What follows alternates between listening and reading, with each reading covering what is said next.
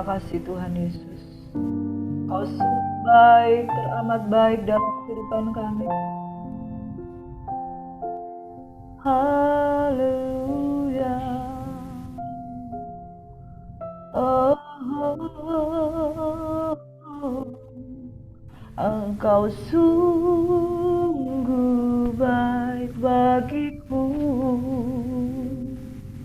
Selamat pagi Bapa, selamat pagi Yesus, selamat pagi Roh Kudus, selamat pagi Tuhan. Diberkatilah setiap orang yang datang dan lapar dan haus akan Engkau Tuhan. Kami bersyukur buat pagi hari yang diberkati ini Tuhan. Kami mau datang sujud di kaki-Mu Tuhan, mendengarkan suara-Mu. Kami rindu untuk bersekutu di dalam persekutuan dengan darah anak domba Allah yang menguduskan, melayakan kami Tuhan, disucikan dan mengalami kebenaran-Mu dari sehari ke sehari, semakin lama makin kuat. Thank you Lord Jesus. Dalam nama Yesus kami siap mendengarkan sabda firman-Mu. Haleluya. Amin. Shalom, selamat pagi sahabat GSC yang diberkati oleh Tuhan Yesus Kristus. Salam anugerah, salam dalam pengharapan Tuhan Yesus Kristus. Mari pada pagi hari ini kita akan merenungkan firman Tuhan dari 1 Timotius 1 hingga 1 Timotius 5.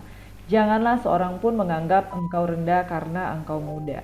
Saudara, adakah di antara kita yang tahu berapa umur Timotius ketika dia melayani Tuhan? Atau saudara tahukah berapa umur Paulus ketika dia mulai melayani Tuhan? Paulus dikatakan dia tidak beristri. Dikatakan dia dipanggil untuk hidup dengan bergaul tanpa istri. Saudara yang diberkati. Jadi dia adalah orang yang, saya pikir dia orang yang muda, berjiwa muda dan ditangkap oleh Tuhan. Dan Timotius dikatakan dia adalah seorang yang muda. Nah, saudara yang diberkati, di dalam 1 Timotius 1 ayat pasal 1 hingga 1 Timotius 5. Janganlah seorang pun menganggap engkau rendah karena engkau muda. Jadilah teladan di dalam segala hal, dalam perkataan, dalam perbuatan, di dalam tingkah laku kita. Janganlah seorang pun menganggap engkau rendah. Artinya pada waktu firman Tuhan ini disampaikan kepada Timotius, dia sendiri menganggap dia tidak layak untuk bisa melayani Tuhan. Saudara yang diberkati, posisi tidak layak adalah posisi yang tidak nyaman untuk seseorang di dalam pelayanan. Kalau saudara tidak layak karena engkau belum memiliki titel, saudara belum sekolah teologi, ada perasaan tidak layak lain yang lebih berat dari hal itu. Yaitu perasaan tidak layak karena pernah jatuh dalam dosa, pernah berseteru dengan Tuhan, pernah berseteru dengan jemaat Tuhan dalam perihal iman, pernah berseteru dengan jemaat Tuhan karena pernah menjadi penganiaya jemaat. Paulus pernah mengalami perasaan tidak layak untuk melayani Tuhan. Saudara yang diberkati, pernahkah engkau mengalami perasaan tidak layak untuk datang kepada Tuhan? Salah satu kriteria tidak layak ini membuat banyak orang itu mundur dari pelayanan. Membuat banyak orang itu mundur dari persekutuan dengan Tuhan. Iblis mencari peluang sebanyak mungkin untuk mencari orang-orang yang dapat ditelannya. Sedangkan tidak diberi peluang saja, dia mencari kesempatan. Dia mencari waktu yang baik untuk bisa menjatuhkan Tuhan Yesus. Apalagi diberi kesempatan. Celah yang paling besar untuk iblis menjatuhkan adalah perasaan tidak layak, perasaan tidak mampu, perasaan tidak diterima, perasaan tidak berkenan di hadapan Tuhan. Namun Tuhan sudah menyelesaikan perkara-perkara ini dengan cara dia mati di kayu salib bagi orang-orang yang memiliki kriteria tidak layak. Kriteria tidak layak karena pernah berdosa, pernah berbuat kenajisan, pernah menghujat Roh Kudus. Itu yang dialami oleh Rasul Paulus. Dia pernah menghujat Roh Kudus, pernah menghujat orang-orang Kristen, menjadi penganiaya jemaat. Dia pernah ada di posisi itu. Saudara, jadi kalau engkau mengalami saat ini merasa tidak layak untuk datang kepada Tuhan karena engkau manusia berdosa, kita punya teman, yaitu Paulus. Kalau saudara merasa tidak layak untuk melayani karena saudara orang yang masih muda, tidak punya pengalaman, saudara adalah orang-orang yang tidak dianggap, saudara adalah kaum minoritas yang tidak diterima, saudara punya teman, ada Timotius yang merasa tidak layak namun memberikan pelayanan. Pagi hari ini saya mau membawakan firman Tuhan bagi orang-orang yang merasa tidak layak untuk datang kepada Tuhan. Bagi orang-orang yang merasa tidak layak untuk melayani jemaat Tuhan. Tetapi Tuhan memberikan tanggung jawab yang sangat besar, baik kepada Rasul Paulus maupun kepada Timotius, dan dianggap dia layak untuk memberitakan Injil kebenaran firman Tuhan. Janganlah seorang pun menganggap engkau rendah karena engkau muda. Saudara, jangan berpusat pada pendapat manusia, tetapi berpusat kepada janji Tuhan yang sudah mengangkat engkau keluar dari posisi titik terendah, membawa engkau keluar dari gelap kepada terang Tuhan. Amin. Di dalam firman Tuhan yang terambil dari 1 Timotius 1, saudara, Paulus mengucap syukur kepada Tuhan bahwa dia adalah orang yang dianggap layak, ya.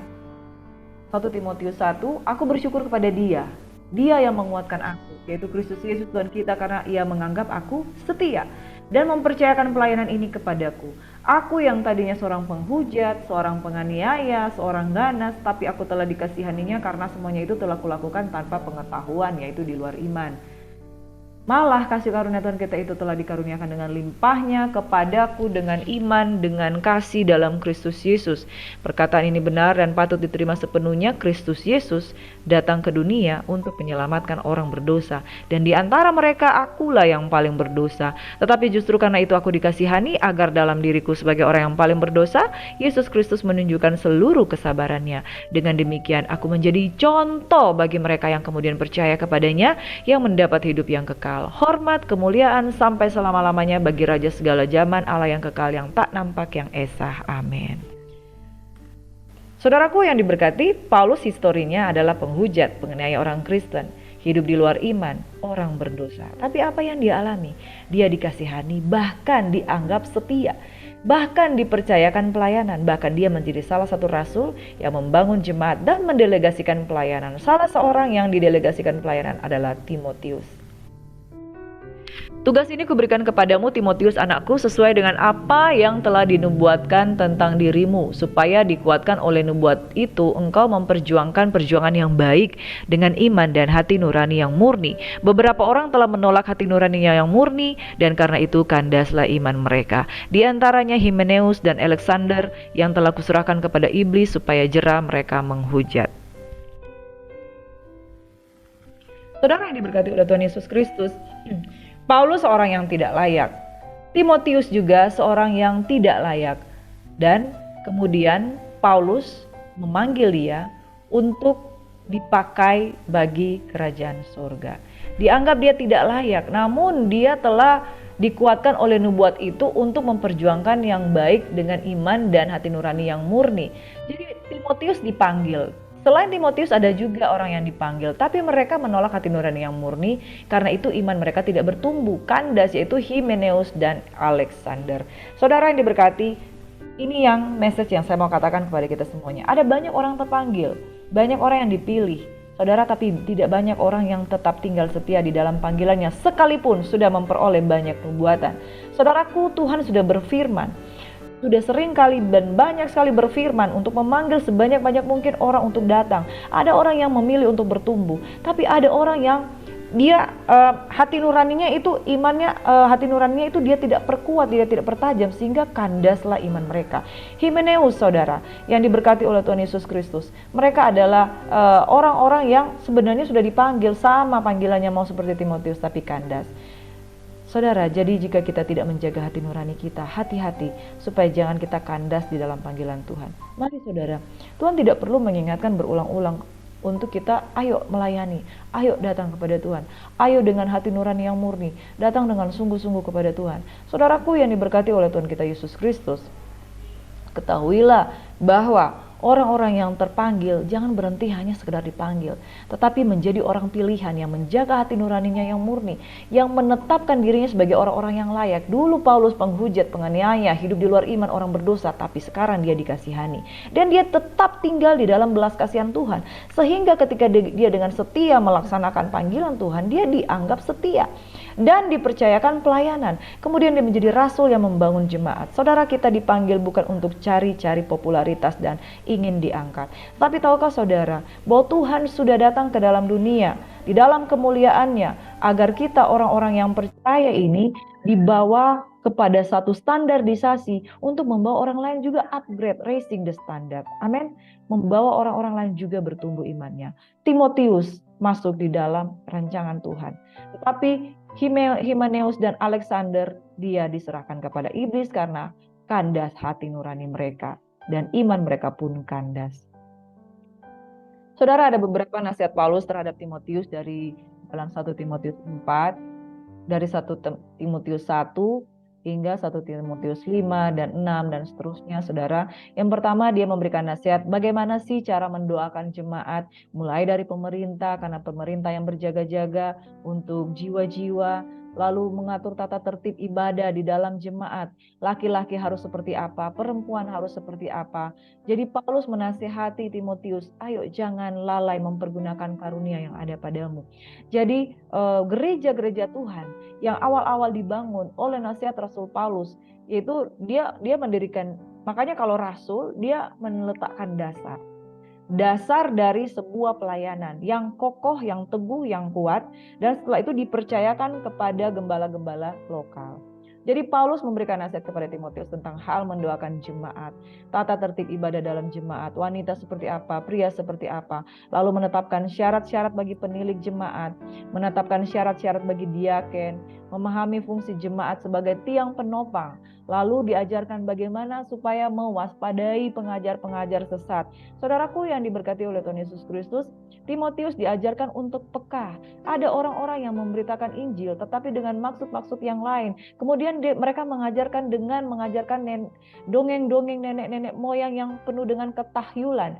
Jadi ajaran-ajaran yang tidak berpusat pada kebenaran, ajaran-ajaran yang tidak berpusat kepada Kristus, ajaran-ajaran yang menjauh dari kebenaran Injil yang berpusat kepada sola fide, sola gratia, dan sola scriptura. Saudara, dan juga Paulus menasihati terhadap Timotius mengenai saudara seiman, bagaimana memperlakukan saudara seiman, bahkan mengenai janda-janda. Ada janda yang benar-benar janda, ada janda yang bukan, ada yang janda yang bukan benar-benar janda. Jadi dalam hal ini dia harus membedakan bagaimana janda yang kemudian berkeliaran ke sana kemari dan tidak memuliakan nama Tuhan. Itu janda-janda yang tidak patut dinaungi atau ditolong. Nasihat-nasihat lainnya juga ada tercatat di dalam 1 Timotius 1 hingga 1 Timotius 5. Ya, satu tesis di sini yang dikatakan, jangan seorang pun menganggap engkau rendah karena engkau muda. Jadilah teladan bagi orang-orang percaya dalam perkataanmu, dalam tingkah lakumu, dalam kasihmu, dalam kesetiaanmu, dalam kesucianmu. Saudara yang diberkati oleh Tuhan Yesus Kristus, seorang yang dipanggil dan dipilih untuk melayani adalah melakukan satu pekerjaan yang baik. Tapi iblis mulai menipu dengan memberikan rasa tidak layak, rasa tidak berkenan. Bahkan iblis bisa memakai orang-orang di sekitar kita untuk menolak, bahkan menjatuhkan. Sehingga orang-orang yang mau hidup kudus, hidup benar, melayani Tuhan, merasa minder, merasa tidak layak untuk menjadi teladan. Tapi Rasul Paulus berkata, jadi teladan, sekalipun masih muda, engkau tidak perlu khawatir, engkau bisa menjadi berkat bagi orang-orang yang lebih tua. Saudara, sekalipun kita masih muda, kita bisa menasihati orang yang lebih tua, asal kita hidup di dalam kebenaran, dalam tingkah laku, dalam kasih, kesetiaanmu, dan kesucian, jaga semuanya itu. Makanya supaya kita tidak menjadi sandungan, jaga itu kasih, jaga itu kesucian, dan jaga itu kesetiaanmu. Seorang pria akan dihargai ketika dia setia dengan istrinya. Tetapi seorang pria yang tidak setia dengan istrinya, dia pasti akan dihujat, dia pasti akan dihujat. Seorang istri yang setia kepada suaminya, dia pasti akan dimuliakan oleh Bapa di surga. Kita sudah belajar bahwa jangan sampai kita berlaku cepat. Kita harus menjaga diri supaya jangan berlaku cepat. Demikian pula hamba-hamba Tuhan, supaya engkau dianggap layak untuk melakukan pekerjaan Tuhan, jaga kehidupan kita. Saudara, saya tertarik untuk membaca tentang syarat-syarat penilik jemaat.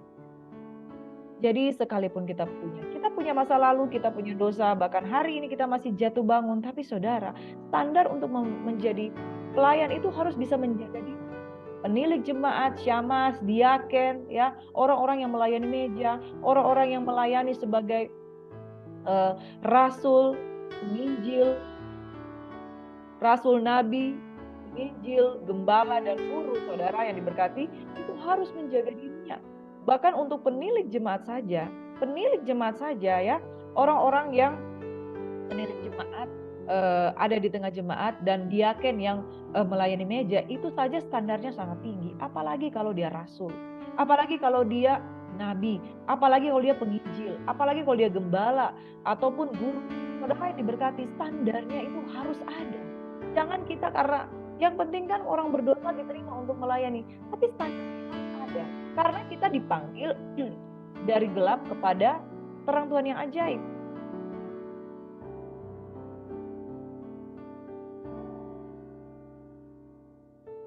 Firman Tuhan berkata di dalam 1 Timotius 3, benarlah perkataan ini, orang yang menghendaki jabatan penilik jemaat menginginkan pekerjaan yang indah. Itu penilik jemaat haruslah seorang yang tak bercacat, suami, dapat menahan diri, bijaksana, sopan, suka memberi tumpangan, cakap mengajar orang, bukan peminum, bukan pemarah, melainkan peramah, pendamai, bukan hamba uang, seorang kepala keluarga yang baik, disegani dan dihormati oleh anak-anaknya. Jikalau seorang tidak tahu mengepalai keluarganya sendiri, bagaimanakah ia dapat mengurus jemaat Allah? Janganlah ia seorang yang baru bertobat, agar jangan ia menjadi sombong dan kena hukuman iblis. Hendaklah ia juga mempunyai nama baik di luar jemaat, agar jangan ia digugat orang dan jatuh dalam jerat iblis. Saudara yang diberkati, kategori penilik jemaat saja standarnya sudah setinggi ini, saudara. Haruslah orang yang tak bercacat, suami dari satu istri, jangan banyak istrinya. Bukan peminum, bukan pemarah, melainkan peramah, pendamai, suka memberi tumpangan, dan harus jadi seorang kepala keluarga yang baik. Kepala keluarga yang baik itu standarisasinya. Kepala keluarga yang baik, dia mengayomi istri, dia punya anak, dia nafkahi, ya. Kepala keluarga yang baik bijaksana, didengar oleh anak dan istrinya, nasihatnya bisa dipercaya, bukan orang yang menyimpang ke kanan dan ke kiri, bukan orang yang mata keranjang, yang suka bahugel, orang Manado bilang. Standarnya penilik jemaat, bagaimana dia bisa menilik jemaat, bisa memimpin jemaat, membimbing jemaat, kalau dia adalah suami dari banyak istri. Kepada istri saja dia bisa berlaku tidak adil, bagaimana mungkin dia bisa berlaku adil kepada jemaat Tuhan? Peminum, ya saudara, pendeta kalau peminum itu bertobat, karena di Alkitab tercatat bukan peminum. Jangan membela diri, kita kan bisa mengikuti perjamuan. Perjamuan suci itu adalah ibadah, perlambang, dan nilainya cuma sedikit.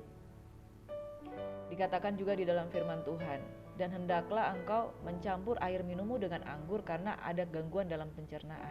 Jadi hal-hal yang bisa dikompromikan adalah ketika kita meminum karena itu sebagai obat, dan kita meminum itu karena melakukan ibadah kepada Tuhan, bukan peminum. Peminum itu orangnya hari-hari dia minum minuman keras dan bermabuk-mabukan.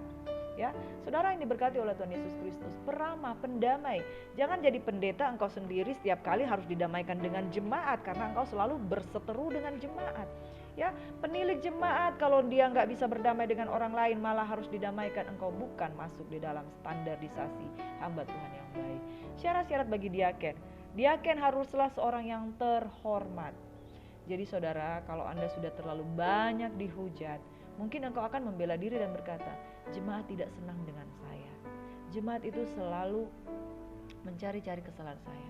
Kalau seandainya kesalahan itu benar, terpampang di hadapan mata, engkau membawa perempuan lain di dalam keluargamu, kemudian jemaat melihat dan menggunjingkan, jangan salahkan jemaat. Diaken haruslah orang terhormat. Orang Manado bilang jangan sasimo, sana sini mau.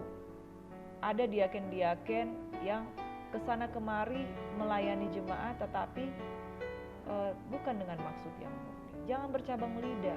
Jadi diaken itu mulutnya suka ngomongin orang, wah itu harus bertobat, jangan penggemar anggur. Diulang lagi, sama, diaken jangan penggemar anggur, tapi diaken kalau merokok, minum dan lain sebagainya, bahkan diajaknya orang-orang yang mengikuti vokal grup kaum bapak misalnya, ayo kumpul setelah ini, setelah latihan kita minum-minum. Saudara bertobat, Anda bukan diaken yang baik. melainkan orang yang memelihara rahasia iman. Kalau ada orang curhat, jangan cerita ke orang lain, jangan bilang-bilang ya. Cuma Anda yang tahu, jangan bilang-bilang. Tapi semua dikasih tahu, bercabang lidah. Tidak memelihara rahasia iman. Dia akan harus memenuhi standar bisa dicurhati orang lain dan menjaga rahasia iman.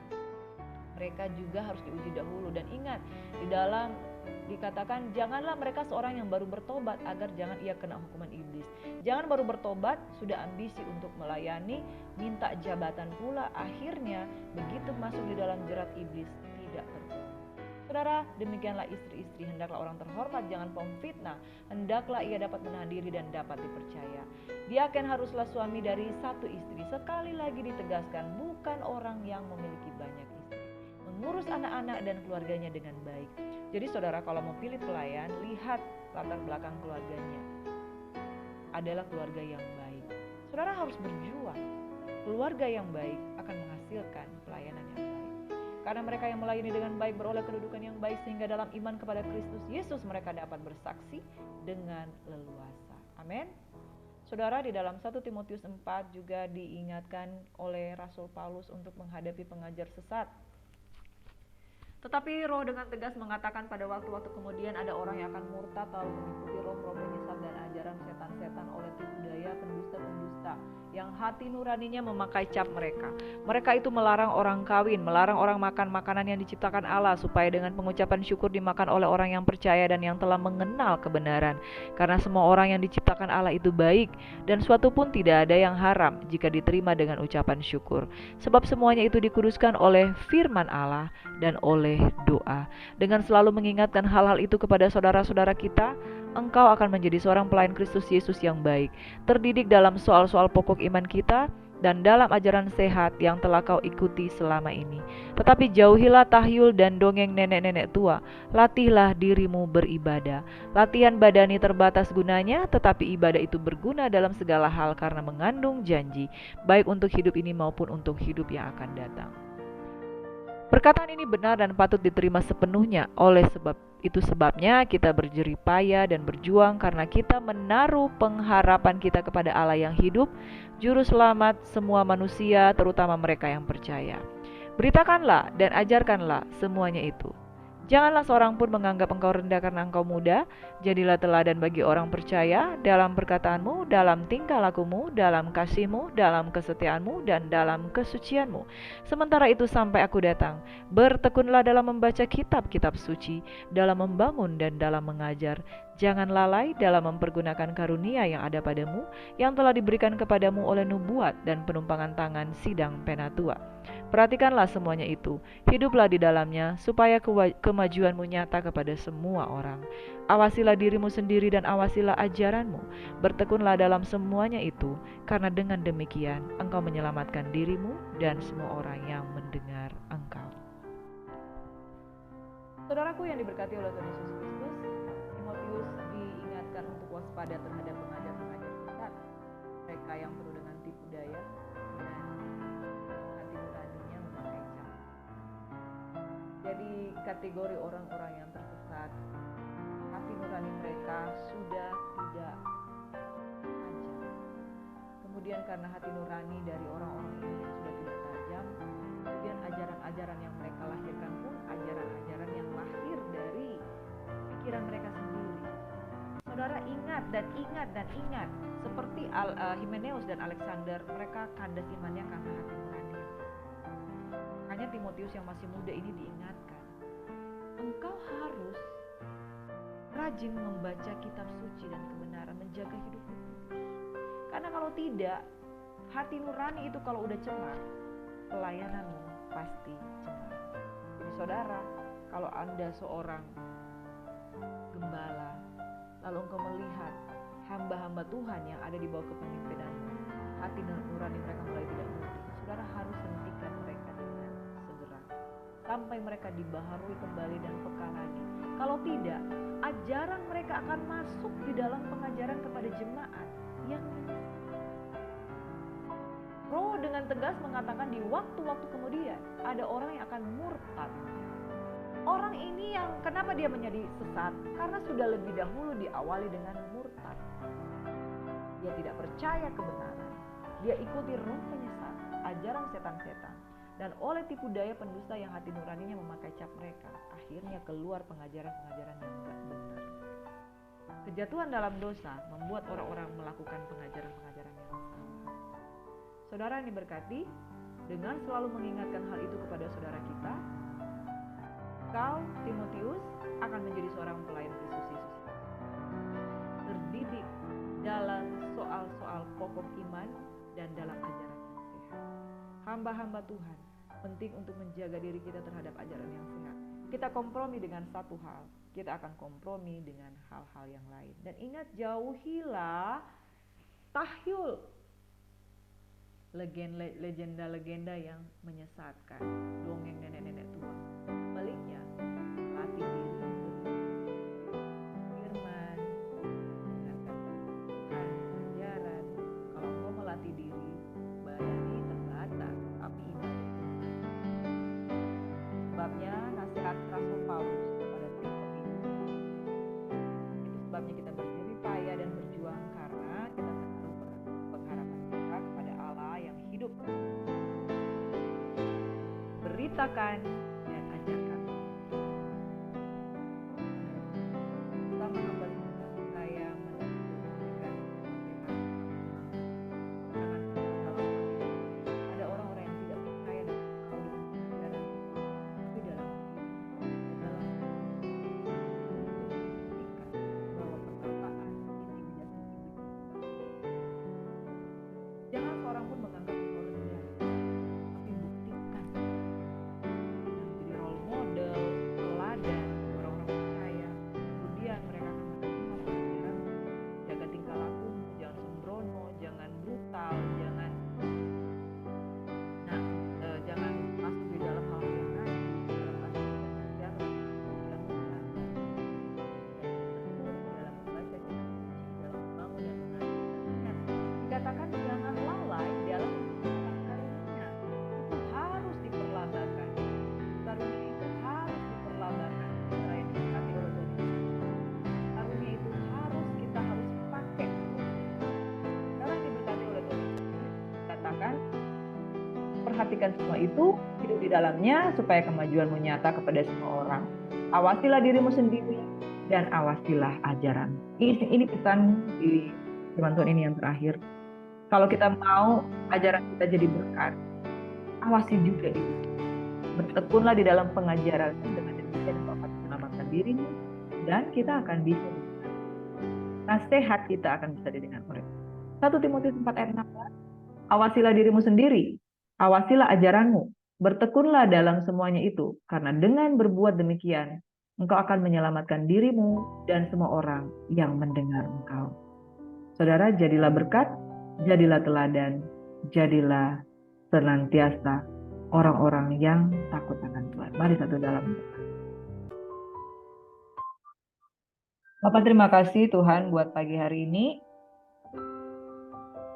Kami berdoa pada pagi hari ini, kami dibangkitkan menjadi orang-orang yang setia. Bukan sekedar terpanggil keluar dari gelap kepada terang yang ajaib, tapi kami confident, percaya diri untuk pemanggilan Tuhan. Rasul Paulus, seorang penganiaya jemaat, penghujat orang yang berdosa, orang yang hidup di luar kasih karunia Allah, orang yang hidup di luar iman. Tetapi ketika dia setia terhadap Tuhan, maka dianggap dia setia dan layak dipercayakan pelayanan. Tuhan Yesus, bukankah kami juga orang-orang yang tidak layak, tapi Engkau melayakkan kami. Kami berdoa dan mengucap syukur buat kebenaran firman-Mu pagi hari ini. Kami berdoa untuk orang-orang yang sudah meninggalkan Tuhan, sudah meninggalkan kesetiaannya kepada Tuhan. Pada pagi hari ini Kau kuatkan lagi kembali. Jangan sampai kami menjadi minder, tidak layak, merasa gagal, merasa tidak berkenan di hadapan Tuhan karena jatuh bangun di dalam dosa. Kami berdoa agar hati nurani kami tidak seperti Himeneus dan Alexander yang kandas Tuhan iman mereka. Kami berdoa kami tidak kandas iman kami. Kami tunggu dan tunggu. Kami memiliki keluarga yang baik, petobat baru yang terus bertumbuh. Kami menjadi orang-orang yang berkenan, memiliki keluarga yang kami bertanggung jawab di dalamnya. Dan ketika kami menjadi teladan, pelayanan kami tidak membuat orang lain tersiksa. Terima kasih Bapa di surga. Urapi setiap kami. Tuhan memberkati dan melindungi kami. Tuhan menyinari kami dengan wajah-Mu, memberikan kami kasih karunia. Tuhan menghadapkan wajahnya kepada kami, memberikan kami damai sejahtera. Keluar masuk kami, ditunggui, dijagai, bahkan diberkati. Kami sambut berkat Tuhan. Spesial, urapan baru. Jangan kami lalai menggunakan karunia oleh karena penumpangan tangan. Tetapi selalu menjadi berkat, bertekun di dalam pengajaran kitab suci, awasi diri sendiri, dan awasi juga pengajaran kami, agar kami menjadi berkat. Dalam nama Yesus Tuhan, kami bersyukur, kami berdoa. Sambut berkat. Haleluya. Shalom, selamat pagi, selamat beraktivitas. Tetap semangat, umat Tuhan.